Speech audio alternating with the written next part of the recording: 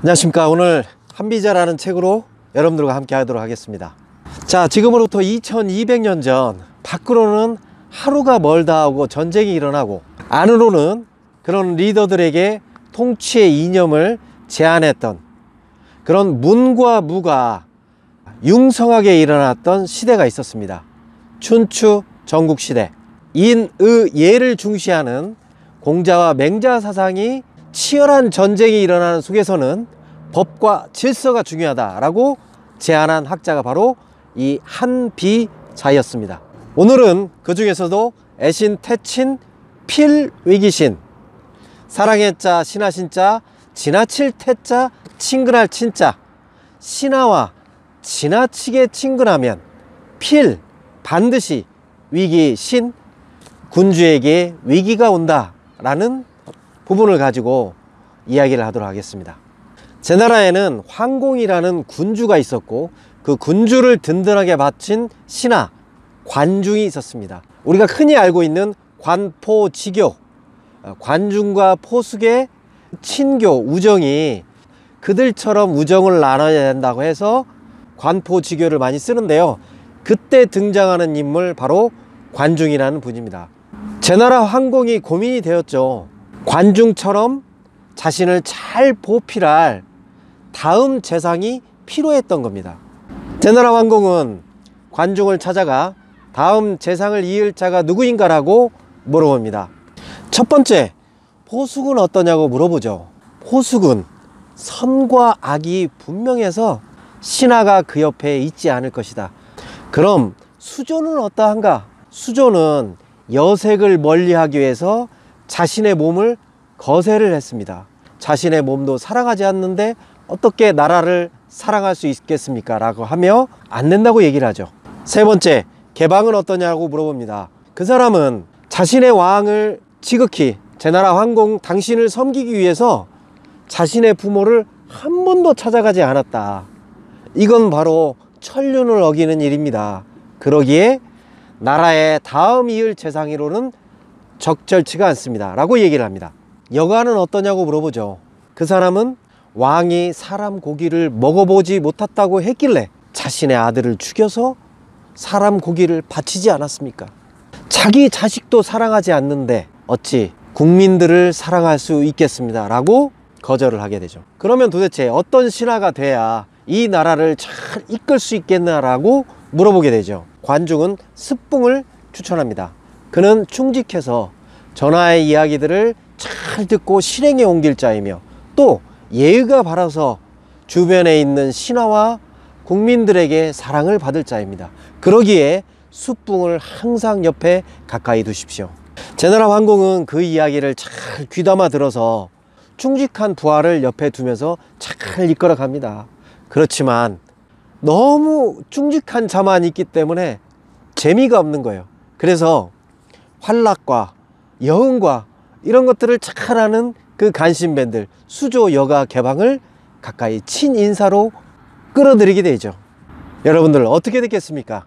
나라를 좀먹는 좀벌레가 그 군주 옆에 득실득실 하다 보니 곡식은 어느 순간 멀어져 가고 그 안에서 썩은 내가 징동하게 되는 겁니다.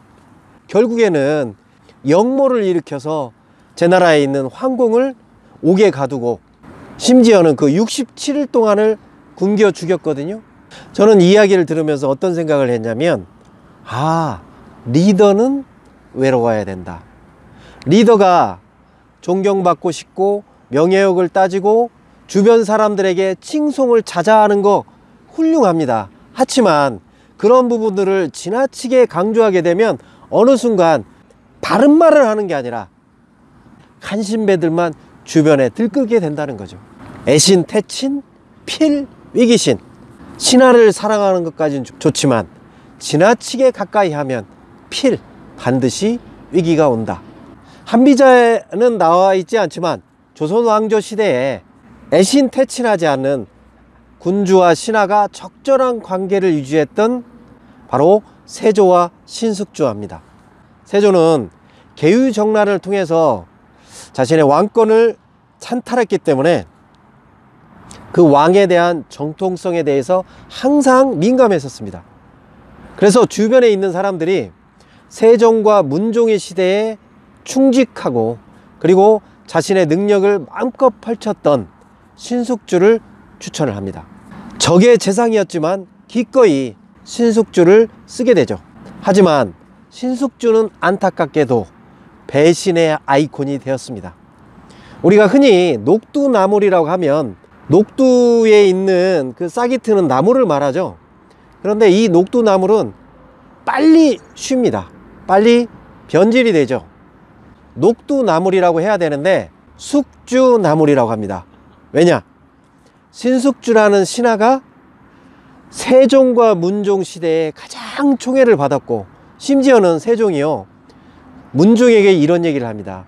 네가 이 나라를 잘 이끌어 가려면 내 신하 중에서 꼭 신숙주를 네 옆에 가까이 두어서 항상 그 사람의 이야기를 귀담아 들어라, 이런 얘기를 하거든요. 세조가 왕이 되니까 바로 변절을 해서 그 사람 곁에 붙었지 않습니까?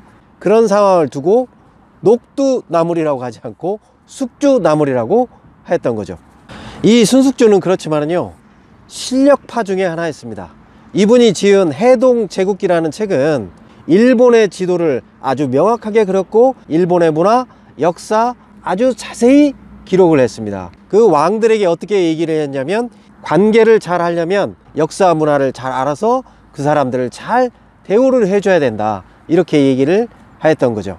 또한 신숙주는 중국어도 아주 잘했습니다. 신숙주의 글을 보고 감탄한 중국의 신하들이 조선 땅에도 이렇게 훌륭한 신하가 있는가라며 칭송을 아끼지 않았습니다. 글에만 능통한 게 아니라 무예도 아주 능통을 했습니다.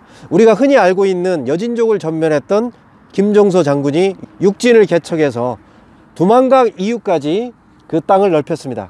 김종서 장군은 15,000명을 데리고 와서 80명의 이 목을 베었죠. 그런데 신숙주는요, 8,000명을 데리고 와서 150명의 여진족을 전멸을 했습니다. 설화가 하나 있는데요, 전쟁 중에 신숙주는 이렇게 탁 편히 누워서 시 한 수를 쭉 읊었다고 합니다. 그걸 바라본 여진족이 태연하게 시를 읊었던 것에 대해서 두려움을 느낄 정도였다고 합니다. 이 시의 난이 일어났을 때 신숙주와 한명회와 같이 역모를 일으켰다라고 소문을 퍼뜨려요. 그런 보고를 받은 세조는 화가 굉장히 많이 나죠. 둘 다 감옥에 가두어라, 애신했지만 불태친, 가까이 하지는 않았어요. 완전한 믿음을 갖지 않았어요. 여러분, 오늘 이야기를 정리해 보도록 하겠습니다. 애신태친 필위기신, 신하를 사랑하되 지나치게 가까이 하고 완전히 믿게 되면 결국 필위기신, 위기가 온다. 애신 불태친, 사랑은 하되 완전히 믿지 않고 가까이 하지 않으면 필기회신이다. 반드시 그 나라한테 좋은 일들이 일어날 것이다.